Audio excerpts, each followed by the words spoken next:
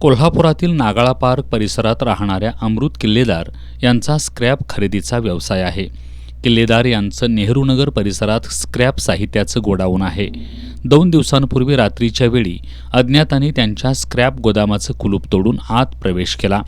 यावेळी त्यांनी गोदामातील सुमारे 250 किलो वजनाच्या $2.25 लाख किमतीच्या तांब्याच्या तारांची बंडल लंपास केली होती. या प्रकरणी अमृत किल्लेदार यांच्या फिर्यादीवरून राजारामपुरी पोलिसात अज्ञाताविरोधात गुन्हा दाखल करण्यात आला होता. पोलिसांनी अवघ्या 2 दिवसात या प्रकरणाचा छडा लावत स्क्रॅप चोरी करणाऱ्या सचिन गवळी, नितीन शिंदे, सूरज इंदरेकर आणि राकेश पोळ यांना अटक केली आहे.